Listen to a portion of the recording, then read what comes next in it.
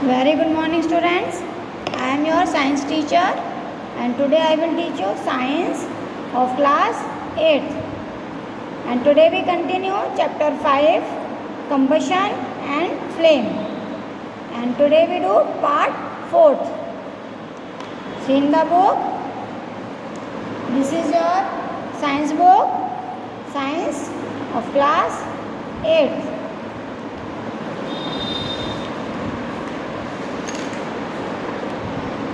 This is the chapter number 5, combustion and flame. Part 1, part 2 and part 3 हम already पढ़ चुके हैं. आज हम पार्ट 4 करेंगे और आज हम पार्ट 4 में आपको कैलोरीफिक वैल्यू के बारे में बताएंगे कि कैलोरीफिक वैल्यू क्या होती है. तो calorific value of a fuel is defined as the amount of heat produced on complete combustion of 1 kg of a fuel. यानी कि हमने 1 kg कोई एक फ्यूल ले लिया.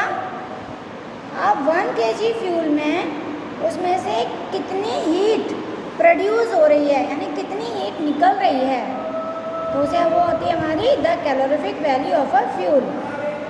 और उसे हम किस तरह से एक्सप्रेस करते हैं, किलो जूल पर केजी, और हम शॉर्ट में इस तरह से लिखेंगे KL यानी किलो जूल पर केजी. तो इस तरह से हम इसको लिखेंगे. तो कैलोरीफिक वैल्यू बच्चों समझ में आ गया.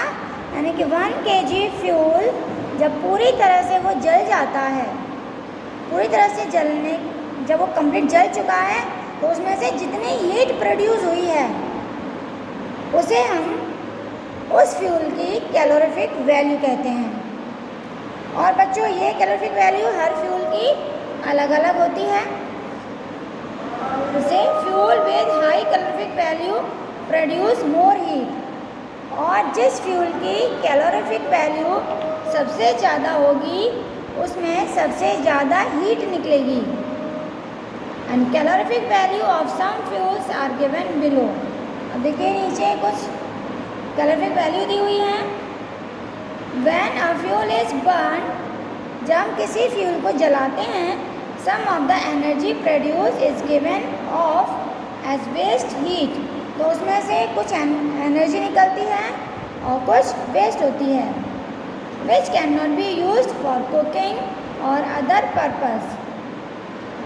कि जिसका यूज़ हम किसी भी काम के लिए नहीं कर सकते. अब जैसे मान लीजिए हम गैस जलाते हैं, खाना पकाते हैं, तो गैस जलती है तो उसमें से हीट निकलती है. तो कुछ हीट तो हम खाना बनाने के लिए यूज़ हो जाती है और कुछ हीट हमारी बाहर इधर उधर उड़ जाती है, यानी वेस्ट हो जाती है. So this affect the efficiency of a fuel. Till date no fuel burning device is known as the exhibit 100% efficiency.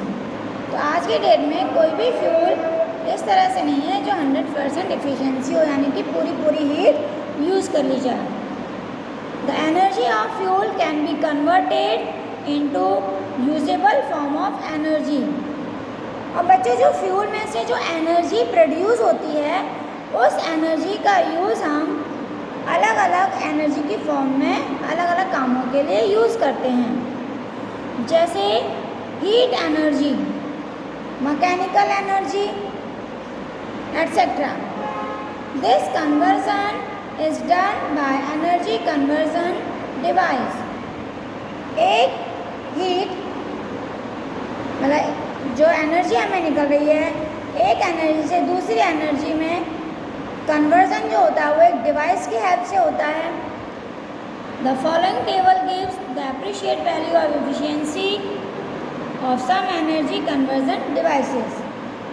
तो यहाँ पे टेबल दी हुई है, ये टेबल है, यहाँ पे ये एफिशिएंसी दी हुई है अलग अलग एनर्जी की. अब हम पढ़ते हैं characteristics of an ideal fuel. यानी जो हम फ्यूल यूज़ करते हैं उसकी कैरेक्टरिस्टिक्स क्या हैं, क्या उसकी विशेषताएं हैं. First is It should have a high calorific value. जो एक आइडियल फ्यूल होता है, यानी कि जो सबसे बेस्ट फ्यूल होता है, उसकी क्वालिटीज़ यानी उसकी कैरेक्टरिस्टिक्स हैं कि उसकी जो कैलोरीफिक वैल्यू होती है वो सबसे ज़्यादा होती है, हाई होती है, यानी उसमें सबसे ज़्यादा हीट निकलती है। Second, it's ignition temperature should be low. Ignition temperature क्या होता है? उसे जलने के लिए जितने टेम्परेचर की ज़रूरत होती है उस टेम्परेचर को हम इग्निशन टेम्परेचर कहते हैं। तो इसका इग्निशन टेम्परेचर लो होता है, यानी बहुत ही कम होता है, यानी कम टेम्परेचर पर ही वो जलना शुरू हो जाती है, इसलिए वो इसका इग्निशन टेम्परेचर कम होता है। But higher than room temperature, उसका इग्निशन टेम्परेचर तो कम होता है, लेकिन इतना भी कम नहीं होता कि हमारे रूम के टेम्परेचर से भी कम हो। अगर बच्चों रूम के टेम्परेचर से भी अगर कम है किसी चीज़ का, तो रूम का टेम्परेचर ज़्यादा हुआ तो वो रूम में ही जलना शुरू हो जाएगी, क्योंकि उसे ज़्यादा टेम्परेचर मिल रहा है। तो जो हमारा आइडियल फ्यूल है उसका टेम्परेचर लो होता है, लेकिन रूम टेम्परेचर से ज़्यादा होता है।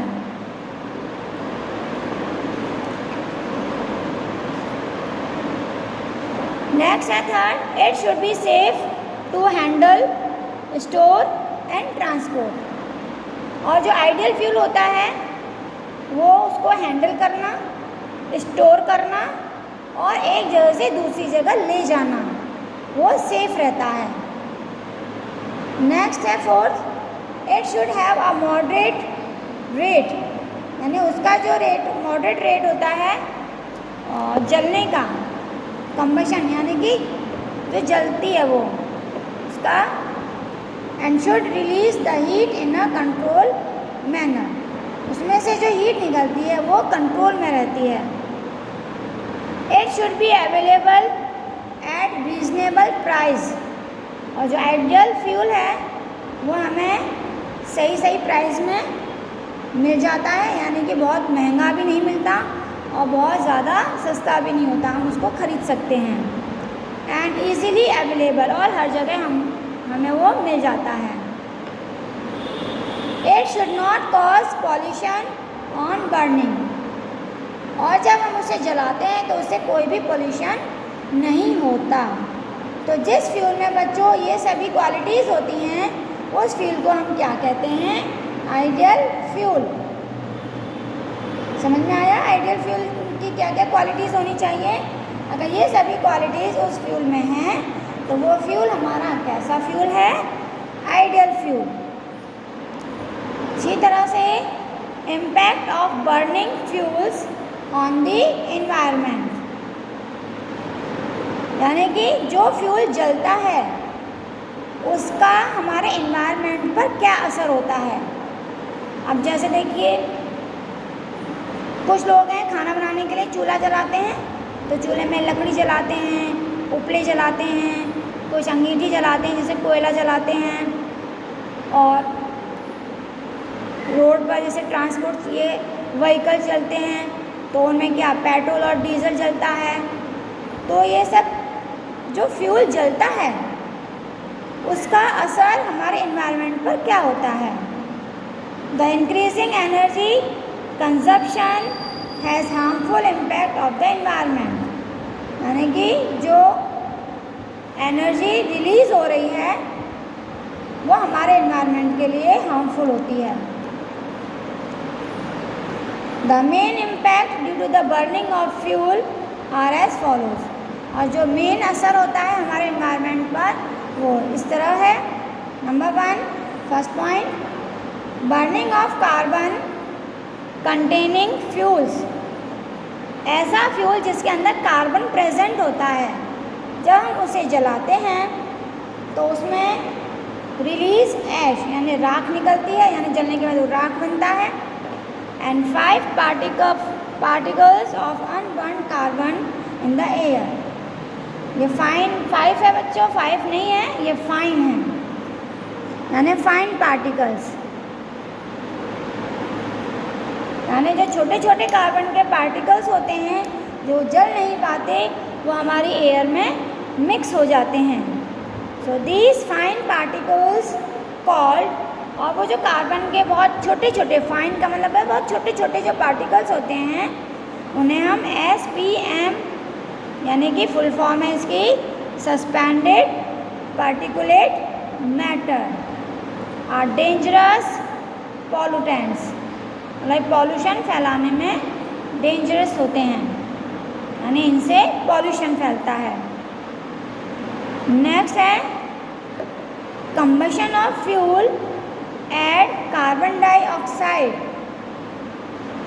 अभी मैंने आपको बताया कि जिस फ्यूल में सिर्फ कार्बन होती है, जब हम उसे जलाते हैं तो उसमें राख बनती है। राख बनने के साथ साथ कार्बन के बहुत ही छोटे छोटे पार्टिकल्स हवा में मिक्स हो जाते हैं, जिससे पॉल्यूशन होता है। इसी तरह से कुछ फ्यूल्स और होते हैं बच्चों, जिनके अंदर कार्बन डाइऑक्साइड होता है। जब वो जलते हैं तो उसमें से कार्बन डाइऑक्साइड निकलता है, अब वो हमारे इन्वायरमेंट में मिक्स होती है gas. A percentage increase in carbon dioxide in the air, तो हमारी इन्वायरमेंट में जो एयर है उसमें कार्बन डाइऑक्साइड की क्वांटिटी बढ़ जाती है and reach to greenhouse effect, और जो हमारा ग्रीन हाउस है उसके ऊपर अफेक्ट होता है, असर होता है, which can cause global warming, जिसकी वजह से ग्लोबल वार्मिंग होने लगती है। बच्चों, जब एयर के अंदर कार्बन डाइऑक्साइड बहुत ज़्यादा बढ़ती चली जाती है तो हमारे अर्थ का टेम्परेचर भी बढ़ जाता है, और जब हमारे अर्थ का टेम्परेचर बहुत ज़्यादा बढ़ने लगता है तो ग्लोबल वार्मिंग शुरू हो जाती है। So this result in melting of polar caps and rise in sea levels leading to flooding of large portions of land on the sea coast। तो ग्लोबल वार्मिंग से बच्चों इसका असर इतना ज़्यादा होता है कि हमारे जो आइस हैं यानी कि जो ग्लेशियर्स हैं वो पिघलने शुरू हो जाते हैं, पिघलकर वो पानी बनकर समुद्र में मिक्स हो जाते हैं, और जब पानी समुद्र में बहुत ज़्यादा होता है तो उसे फ्लडिंग यानी बाढ़ आने का खतरा बढ़ जाता है, जिससे बाढ़ आती है। फिर नेक्स्ट पॉइंट है carbon monoxide is produced when fuels are burned in the insufficient supply of air. जब कोई फ्यूल जलता है तो उसे जलने के लिए जितनी ऑक्सीजन की ज़रूरत है वो नहीं मिल पाती, तो उसमें से कार्बन मोनोऑक्साइड गैस निकलती है और ये बहुत ही डेंजरस होती है and can even cause death, और ये मतलब इससे पॉल्यूशन फैलता है, और ये जो पॉल्यूशन फैलाते हैं इनसे कभी कभी डेथ भी हो जाती है, कि बहुत ही जो कार्बन मोनोऑक्साइड गैस होती है बच्चे बहुत ही ज़्यादा डेंजरस होती है। जब हमारे इन्वायरमेंट में कार्बन मोनोऑक्साइड गैस है और हम उसमें सांस अगर हम ले रहे हैं तो हमारी डेथ भी हो सकती है, तो इसलिए ये बहुत ही हार्मफुल पॉल्यूटेंट्स हैं। नेक्स्ट है कोल कंटेन सल्फर। बच्चों, कोल होता है यानी कोयला, उसके अंदर सल्फर होती है, which produce sulphur dioxide on burning. जब हम कोयले को जलाते हैं तो उसमें से सल्फर डाइऑक्साइड गैस बाहर निकलती है, और जो कि एक बहुत ही पॉइजनस गैस है, और जब बरसात होती है तो ये उसमें डिज़ोल्व होती है और मतलब उसमें मिक्स होकर सल्फ्यूरिक एसिड बनाती है, जो हमारी मतलब क्रॉप्स हैं, बिल्डिंग्स हैं, उन सभी के लिए नुकसान पहुंचाती है। और बिल्डिंग के साथ साथ ह्यूमन्स और एनिमल्स, उनकी स्किन, हमारी मतलब जो स्किन है उसमें भी डिसीज़ हो जाती हैं इस गैस की वजह से। लास्ट है बच्चों, lead compounds are released in exhaust of vehicles. अब जो व्हीकल्स, जितनी गाड़ियाँ चलती हैं, हमने देखा ना कितनी गाड़ियाँ होती हैं रोड पर, वो जलती रहती हैं, तो उनमें से जो भी फ्यूल जलता है they are poisonous increasing use of unneeded petrol.